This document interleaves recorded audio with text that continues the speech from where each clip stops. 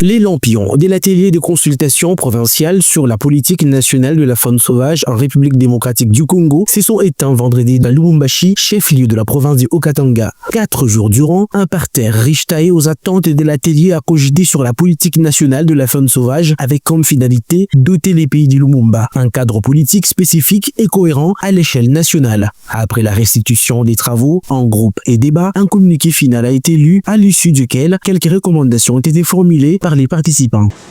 Au terme des débats et restitutions, les participants ont pris des résolutions et formulé les recommandations suivantes. Mettre en place un conseil consultatif sur la faune sauvage, regroupant États, communautés locales, sociétés civiles, secteurs privés et chercheurs. Introduire le principe des due diligence environnementale. Tout projet minier, agricole ou infrastructurel doit être précédé d'une étude d'impact environnemental spécifique à la faune. Créer des juridictions spécialisées, chambres et renforcer les brigades mixtes, ICSN, justice, police et armée. Ajouter le droit au développement aux 10 principes énoncés dans la politique nationale. Inviter les représentants provinciaux, autorités locales de tutelle, administration provinciale concernée, société civile, pour participation lors de l'atelier de validation de la politique nationale sur la faune sauvage au niveau national. Définir la durée de cette politique en élaboration. Trouver un mécanisme de dédommagement des victimes des conflits homme-faune. Biadia, Gwena, Baseka, Biadia Moutou Badila, perte en vie humaine. En habitat, perte des membres du corps humain, cas des hippopotames, éléphants, crocodiles, etc. Et enfin, trouver un mécanisme de synergie sur l'application, accord des titres en parfaite considération avec différents ministres, urbanisme, habitat, environnement, développement durable.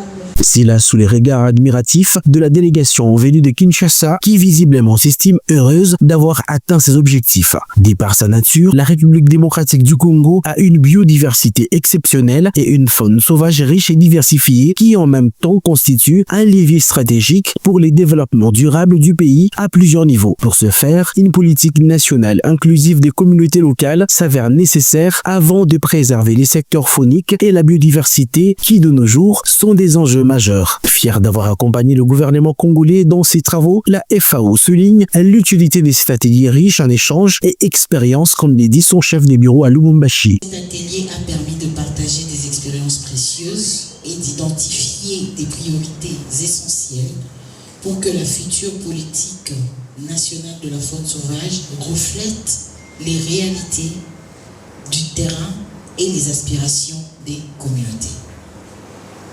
La FAO réaffirme son engagement à continuer d'accompagner le gouvernement et ses partenaires dans ce processus afin que la faune sauvage de la RDC demeure une richesse préservée, valorisée et transmise aux générations futures.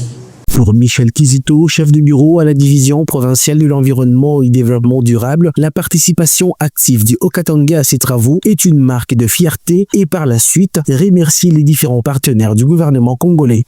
Nous tenons sincèrement à remercier le gouvernement national d'avoir donné l'opportunité à notre province du Haut-Katanga à participer à l'élaboration de cet outil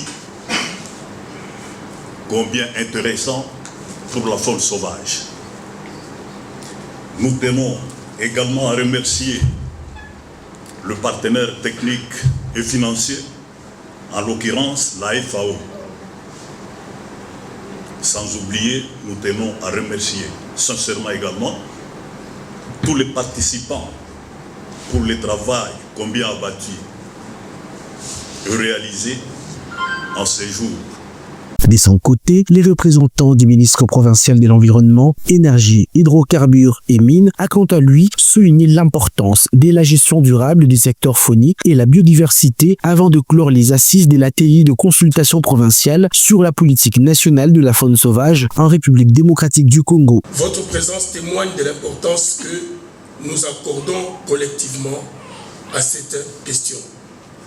Je tiens à exprimer ma gratitude envers tous les partenaires techniques et financiers qui soutiennent nos efforts de conservation de la biodiversité et plus particulièrement à l'Organisation des Nations Unies pour l'alimentation et l'agriculture, FAO, pour son rôle essentiel dans l'organisation de cet événement.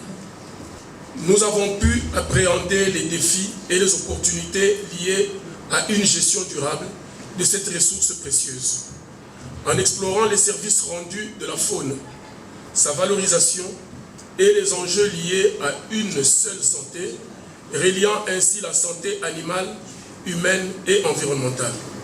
Je déclare clos l'atelier de consultation des parties prenantes provinciales sur le document draft de la politique nationale de la faune sauvage. Venus de 4 provinces issues du Katanga, les participants à l'atelier ont pris une photo des familles avant de regagner chacun sa province d'origine.